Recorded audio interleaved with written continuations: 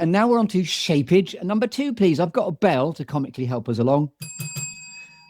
Shapeage number 2, please. So you can now interpret how you like your second thing that shaped you.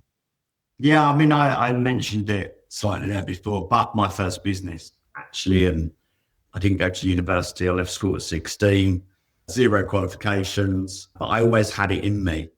And my first true business was opening the baby and toy shop that I mentioned earlier. But if I go right back to when I was 11 years old at secondary school and taking a holdall full of wrapped in newspaper ice pops and selling them at my first break to all the kids, it was my true first business, and without realizing it. And I suppose that was something that, you know, the entrepreneur was in me at that very young age, and it just grew from there. I went on to do various other things and boot sales, and I was always, there was another opportunity and I'd be grabbing it and that. So I think I always knew I'd work for myself. How old were you when the ice pop empire began? 11. Love 11. that. Yeah, I was fortunate. My granddad, who passed away many years ago now, but he was a sweet salesman. And I was helping clear out his garage one day, and there was these ice pops stacked up. And I said, what are those? And he said, oh, they're all my samples. And I said, give them here, I can use them. So into the freeze they went, out came the fish and everything my mum had in the freezer. That didn't matter, get out that way. I need to freeze up with ice pops and take them to school the next day. And there it began, indeed. Yeah. And the gift that keeps on giving comically there is, the ice pops. There was some lolly to be made. Well done. Yes, absolutely. Thanks very much. Here all week. Wonderful. So that was your first entrepreneurial spark. How about you, James, in terms of your first entrepreneurial spark? So I think obviously my start in the world of business was very different. My first job in a local village pub was sort of a real influence in how we ended up with a pub and a hotel and being in the hospitality industry. So I started at the village pub working in the kitchens. I did that for about 4 years and then joined the family business, which at the time was an estate and letting agency, and very quickly learned I don't like sitting behind a desk. Yeah, it's not my cup of tea. So when the opportunity came up that as a business, we bought this pub on the Haverhill High Street, completely derelict, and we had a maintenance company. So we were going to refurb it and let it out. That's what we did as a company. I said, bright idea, let's do it ourselves. And open a cocktail bar, a restaurant and a hotel. And 10 years later, here we are. So that notion of leadership is often from within. It's not necessarily just the head of the family. The idea for it came from you, as in the son. Well, I think it came from sort of, we had the building, we were refurbing it, and I think that background in hospitality for me was kind of the last piece of the puzzle that kind of said we could actually make this work, between us, or with sort of Dad's background in running a business and my background in learning hospitality, especially from the kitchen side, which we knew nothing about as a business. So you were a chef as well, James? Yeah, so when we first opened the hotel, I started in the kitchen, sort of running it from there, getting a grip on that. Still dipping it out every now and again, especially since we've relaunched this brand. I've spent the last few weekends there really trying to work with the team on getting that concept right. And this is Tiger Fusion, the East Asian fusion concept. So we refurbished the restaurant. We're currently refurbishing the bar, but all new menus, new sort of fresh ingredients, and the way we cook, the processes we use are all very new. So it's a complete overhaul of what we've had for the last 10 years, really. And did you have your own passion for that type of food, as in the sort of type? I've always liked cooking that sort of food. So it was kind of dinner at James's house is always nice. They all like coming around for dinner. Yeah, Christmas at James's is 10 out of 10. That's a great line. Christmas at James's is 10 out of 10. And Rebecca, as you've taken the wonderful bit of sunlight there as well, what was your first sort of entrepreneurial spark? Because of course you're now running a very successful entity called Salon 9. Yeah, so I think for me, it was obviously I trained being a hairdresser and worked in a salon on the high street, and I love doing bridal hair. And I found myself quite often booking holiday at the salon to do weddings, because I couldn't go out to do them like during my working time. And then my husband would say to me, "When are we going on holiday?" And I'd say, "Well, I've used all my holiday to work."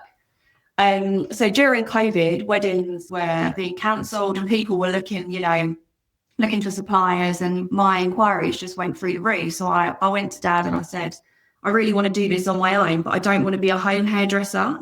I quite like the idea of having something in my garden, but we just didn't have the space at our house. So Dad said, we'll have a hotel room. So I set up my first salon in the Suffolk Hotel, in a hotel room, and quickly was fully booked. So took on my first staff member. And then I think, I was ready to expand. Dad also wanted his hotel room back.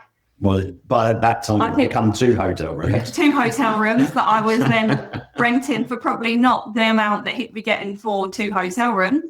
And I had to ask, did you knock through as well, the 2 rooms?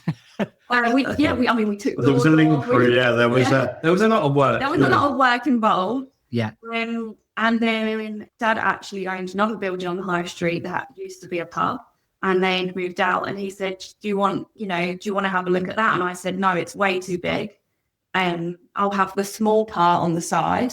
And then we kind of were looking and we were like, we could probably get 4 chairs in here. And, I was already up to 2. And I just had this mad moment of going, do you know what?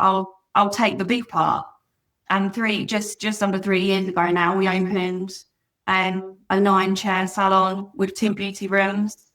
So yeah, it kind of all ran through COVID really. And Salon 9 is because you've got 9 chairs. Is that was the genesis of it? Well, no, actually. So Salon 9 was because of 9 jars, and it was at number 9 the high street. And I'd said about calling the salon Rebecca James, obviously James being my brother, and he said, "Don't do that. That's awful." So it was then James that said, "Why don't you do Salon 9? And I just felt like it, had a ring. So when we then moved to 70 High Street, everyone said, "Are you going to change the number? You're going to change it to Salon 70. But I feel like we'd already grown as a brand being Salon 9. So we just kept it as Salon 9 and moved to number 70. Well, I don't know if you'd appreciated before the 9 chairs. Yeah, exactly. No, yeah, but it's quite funny when you actually look and it's like, yeah, we've actually got 9 chairs as well. So tune into the numerology of that, because exactly. Number 9 is obviously very, very important to you. So I'd go and get a lottery ticket and make sure that number 9's always in there. Yeah, absolutely. Also, it sounds like it's a wonderful expansion of an empire in its genesis from the classics of a cottage industry. The idea of it being internally within hotel rooms or within, your business too, James, has grown from just being part of the fabric of the building. And then you've all just had to sort of, you've done a bit of centrifugal force into the rest of Suffolk and how you've expanded. Yeah, I think so. And I think, that was always my ambition to do more. And I think that's how the Gainsborough come about, wasn't it? We were walking the dog one day and you as a member of the Gainsborough, we were sort of having the conversation about how you maybe want to do a little bit less now you've got grandchildren. And so let's find another business. Yeah. But my thing was very much, but I don't want to do less. Maybe this is the time for me to sort of look for more opportunities. And although I didn't find the opportunity, you did. But the same day you went into the Gainsborough and had the conversation with the owner, right, just off there. Yeah, just back, for instance. And I couldn't help hear you saying it was the dog that actually sniffed it out. I think the dog is the true entrepreneur. I think so. He went and sniffed out. We might bring him in later. He's the king of the family. So definitely rules the room. And what breed of dog are we talking? I can't imagine a tiny little Chihuahua or a golden lab. A golden lab, of course it is. Yeah. Suffolk Golden Lab. What's the name of the dog? Teddy. Teddy is the right answer. Oh, puppy dog. Puppy dog, yeah, if he's naughty. Love that. How old is he then? He's 3, coming up for 4. Love that. Yes. So please do bring him. Yeah, if he comes in on your lap, that'd be a great idea. At the end, I was getting back out. So anything else you want to say about shaping you and or the family and or the business before we go on to the 3 things that inspire you? I think, so the final part really on that is it has been really nice, especially for me, is that James and Rebecca now really, although we are involved in all of the businesses together and help one another, and maybe, very much now I think they feel, maybe I'm surmising this, but they do have their own destiny in their hands now, not just working for dad's business. You know, James is very much driving the Gainsborough Spa now, and Rebecca the same with the salon. Yeah. And I think that's something to be proud of for myself, and that they now seeing them, making their own success.